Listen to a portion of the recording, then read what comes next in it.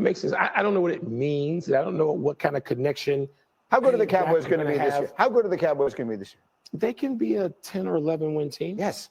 But you know, the notion that the Cowboys are now prepared to go on some great run, how often are we going to be fooled by the Cowboys? And by the way, they have had those 12-win seasons successively. Mm-hmm. So maybe I am undervaluing what the Cowboys are going in.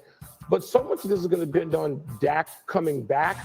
And by a lot of it's just talking about coaching is Schottenheimer, who's proven nothing, who has everything to prove. We talk about coaches with a lot to prove.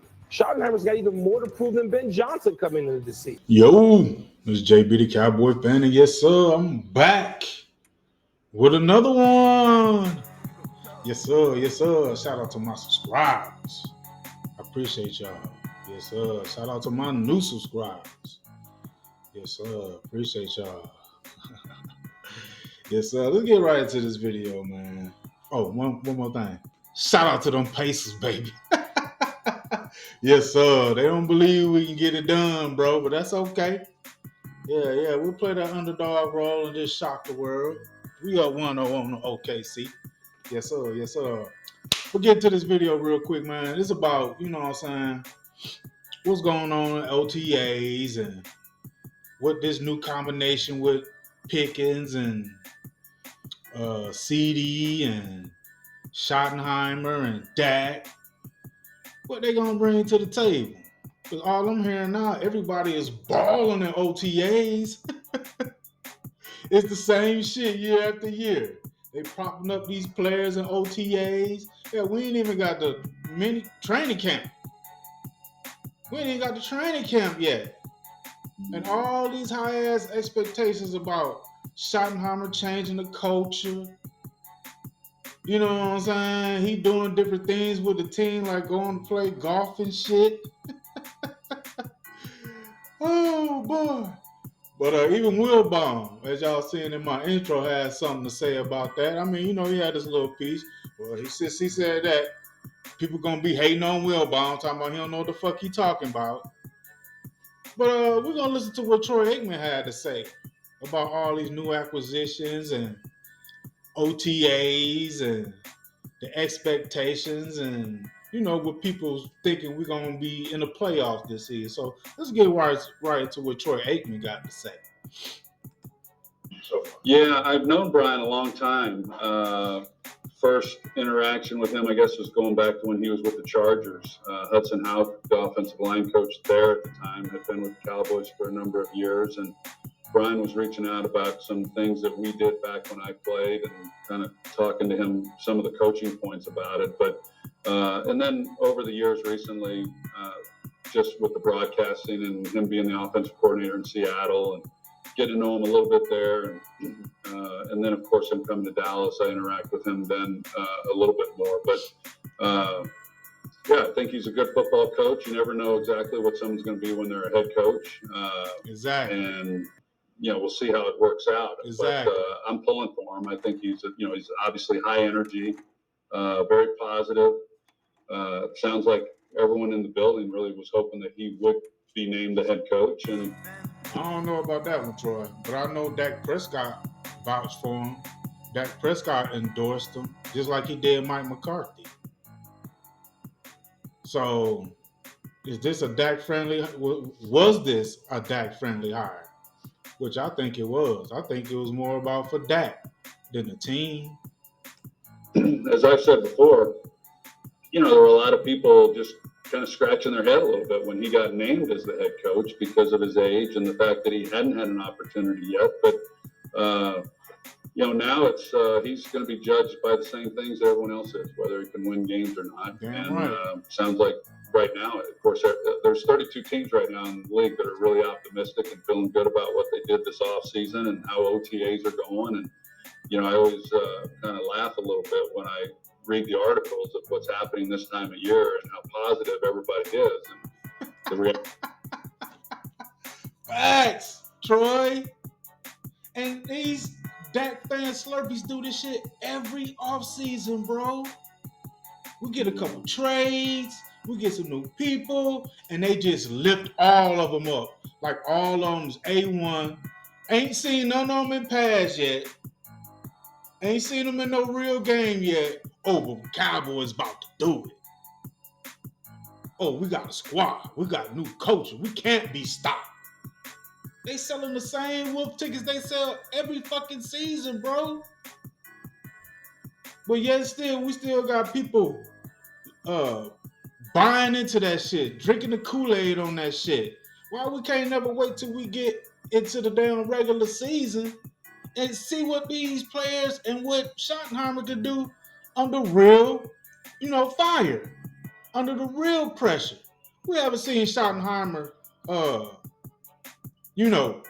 we haven't seen him adjust to what's going on in the game. We haven't seen him call plays as a head coach now. Hell, he didn't even call plays when he was an offensive coordinator with the Cowboys. We haven't seen him in the coaching round. All this giddy shit and this high energy shit. How is that going to equate to play calling and clock management during the real game with Schottenheimer? Reality of it is that there's going to be a lot of teams that aren't very good. And who those teams are going to be, we'll find out. But I'm pulling for him and hoping that he does well. What do you think of the Pickens acquisition?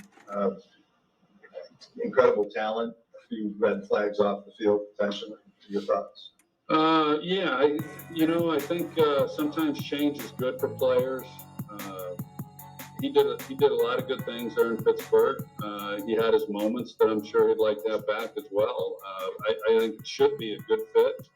It sounds like he's motivated to prove that he can be a number one receiver and then maybe cash in at the end of. One thing with Pickens, man, I think he's a dog, bro. Everybody know Pickens is a dog.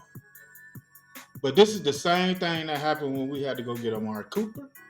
They was preaching something. Oh, well, it was different with Coop because we had got him mid-season when Dak was 3-5. He was shitting up the motherfucking joint. But when we got him, bang, he took off. But it's the same thing with, and I made my videos about this before, about Brandon Cooks. But I think Pickens is a dog. I think he got the talent to do some shit. And he probably gonna make some plays. But they're already saying him and CD is the best duo in football. The best duo at wide receiver in all of football right now. Y'all keep that same energy when Dak don't elevate the game. When he don't, be able to hit both of them when they needed to be hit on the field. We're going to see. This year, but to compliment him with CD, I mean, that's a pretty good tandem. And I think it kind of probably puts everyone else in the spot that they should be, as far as when you start saying, okay, who's your one, who's your two, who's your three, and what that might look like. It's a pretty formidable group that they have, and I'm sure Dak's pretty excited about it. Seems like Brian, I don't know if you noticed this when you first met him, he's big on relationships and his faith. Did you get a feel for that? Well, you can tell being around him that he's a people person, and so I'm not surprised by that part of it.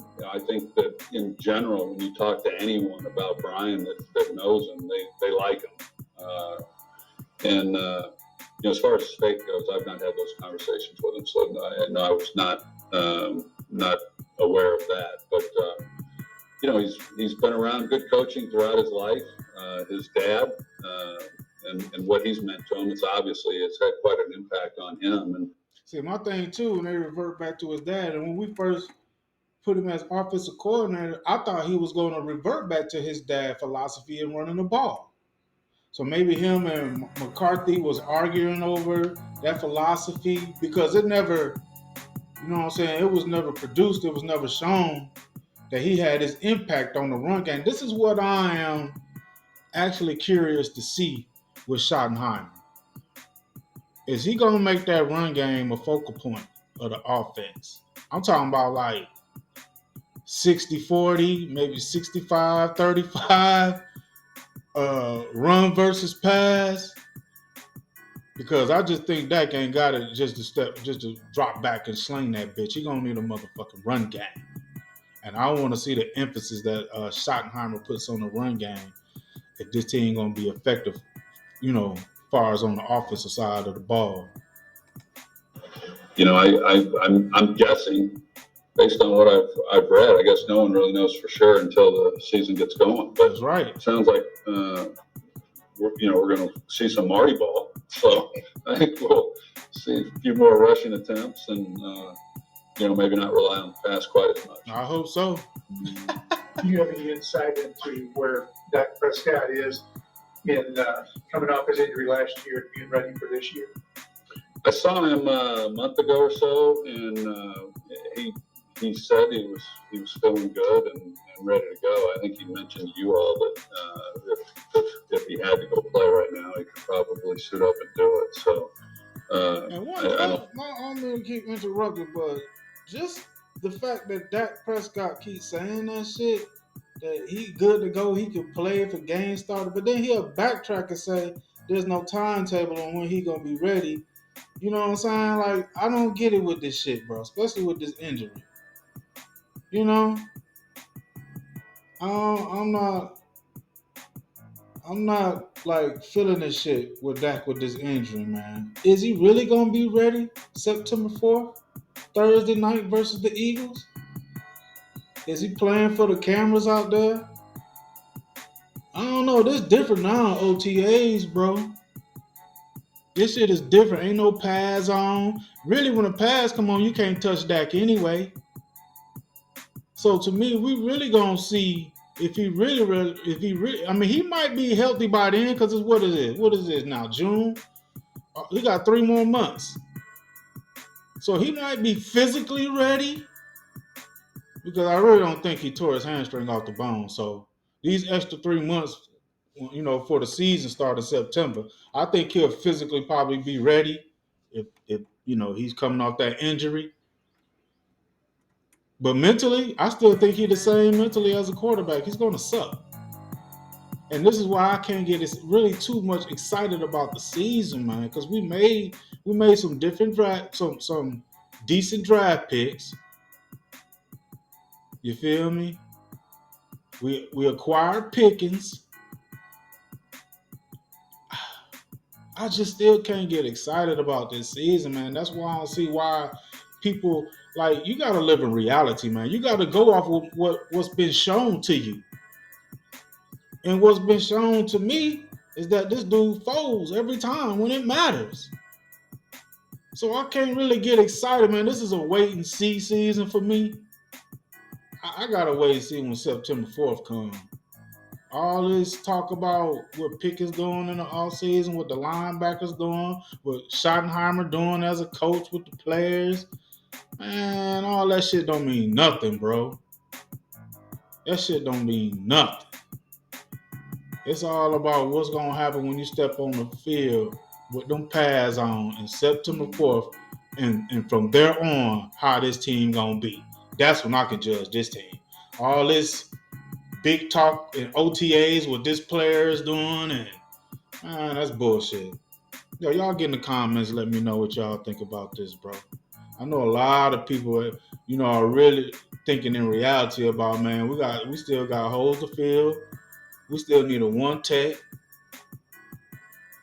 Yo. Y'all keep that same energy, bro, when that goddamn fold. When he got them 2 weapons on the outside, keep that same energy y'all got now on OTAs. I want to see September 4th. Yo, this is JB the Cowboy fan. I appreciate y'all for listening to me. Like and subscribe to the channel. Let's go, Cowboys. I'm glad. I will tell you this. If there's a human breathing that I've ever met that I'm proud that took advantage of me financially, I'm proud it's the one sitting to the right.